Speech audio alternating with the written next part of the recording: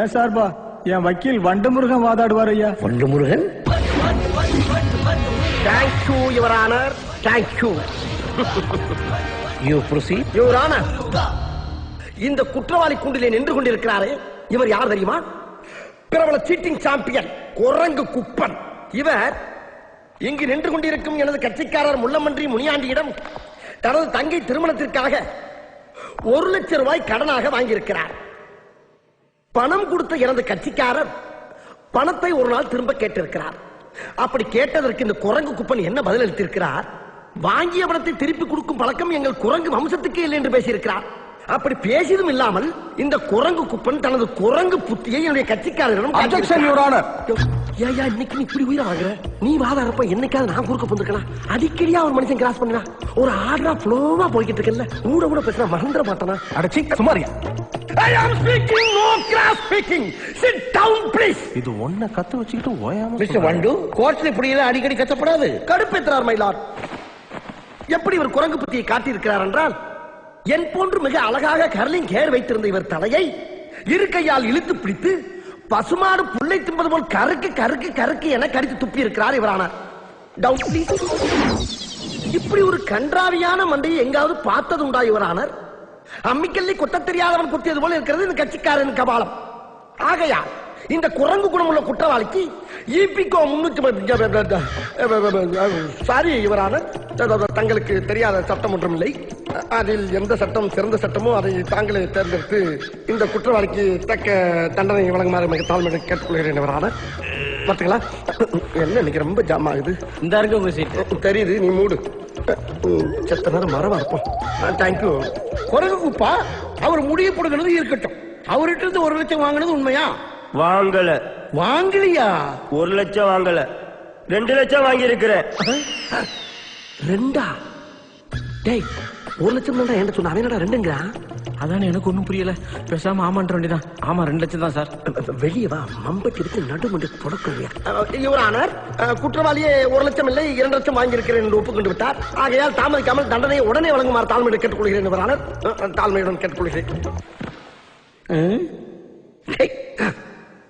ஏன் இப்படி பாக்குறாரு? பணத்தை திருப்பி கொடுக்கறியா இல்ல சிறை தண்டனை அனுபவிக்கிறியா? பணத்தை கொடுத்துறீங்க. பணம் எங்க இருக்கு? இல்ல ஜெயிலுக்கு போறோம். சொல்லு. நான் சொல்லிடுறியா, அந்த 2 லட்சம் ரூபாய் பணத்தை எந்த வண்டு முருகன் தான் கொடுத்து வச்சிருக்கிறேன்.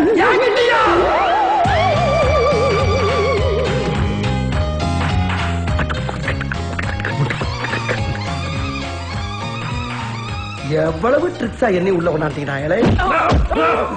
வெளியே வாங்க, அவங்களை வச்சுக்கிறேன். யோ வக்கீல் வண்டமுருகா, நீ என்ன உள்ள வந்து இவங்களோட உட்கார்ந்துருக்க? அதை ஏயா கேட்கிற? உள்ள இருக்கணும் வெளியே கொண்டு போறது, வெளியே இருக்கணும் உள்ள தள்ளுறதாயா எங்க வேலை.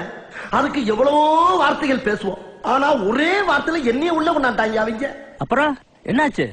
அதுக்கப்புறம் என்ன, ஜட்ஜ் அப்செட் ஆகி, ஏண்டா நீங்க 3 பேரும் கூட்டுக்கிழமையா இருந்துகிட்டு சட்டத்தையா ஏமாத்துறீங்கன்னு 3 பேரும் ஒரே லாக்கப்ல 15 நாளைக்கு கிடக்குறான்னு ஜட்ஜ்மெண்ட் எழுதிட்டாரியா. ஜட்ஜ்மெண்ட் இருந்தாலும் நான் வக்கீலாச்சு விடுவனா? இப்ப வந்துருவானுங்க அசண்ட் ஜாமீனோட. அதுக்கப்புறம் வச்சுக்கிறேன். இந்த வந்துட்டானு இல்ல, செல்ல வந்துட்டானு இல்ல. வாங்கடா. ஜாமீன் வாங்கிட்டீங்களா? அண்ணே, கோயம்புத்தூர்ல இருக்க எல்லா மார்க்கெட் போயிட்டு வந்தோம்னே. மார்க்கெட்டுக்கா? ஆமாண்ணே, மஞ்சள் மீன் இருக்கின்றான், வாழை மீன் இருக்கின்றான், நெய் மீன் இருக்கின்றான், நெத்தலி மீன் இருக்கின்றான், கெண்டை மீன் இருக்கின்றான், கெளுத்தி மீன் இருக்கின்றான். இவ்வளவு ஏன் சொரா மீன் முதற்கொண்டு இருக்குங்கிறான். ஆனா நீங்க கேட்ட ஜாமீன் மட்டும் இல்லைன்ட்டாங்கண்ணே. கடல்லே இல்லையா? டேய், ஜாமீன போய் யாரா அவங்கள மீன் கடையில கேட்க சொன்னா? என்னென்ன லூஸ் தரமா பேசிட்டு இருக்கீங்க? மீனை மீன் மார்க்கெட்ல கேட்காம ஜவுளி கடையில போய் கேட்பாங்க. கரெக்ட் தான்டா, கரெக்ட் தான். ஜாமீனுக்கு மீனுக்கு வித்தியாசமே தெரியாத உங்களை எனக்கு அஸ்டண்டா வச்ச பத்தியா?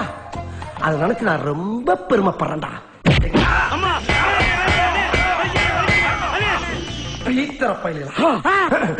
என்ன என்னன்னே நீங்க இந்த சின்ன விஷயத்துக்கு போய் அநியாயமா கம்பியில முட்டிக்கிட்டீங்களே. கம்பியில முட்டினா? உங்களை தானே முட்டினேன். எங்க முட்டினீங்க? முதல்ல உங்க மூஞ்சில உள்ள ரத்தத்தை தொடங்க. ரத்தமா? வலிக்காமையா வருது? ஆமா ரத்தம். கோபத்துல குறுக்க இருக்க கம்பிய மறந்துட்டனே.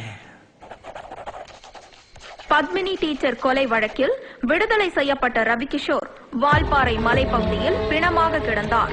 சமீப காலமாக கோவை மாநகரில் எதிர்பாராத பல குற்றங்கள் பெருகி வருகிறது.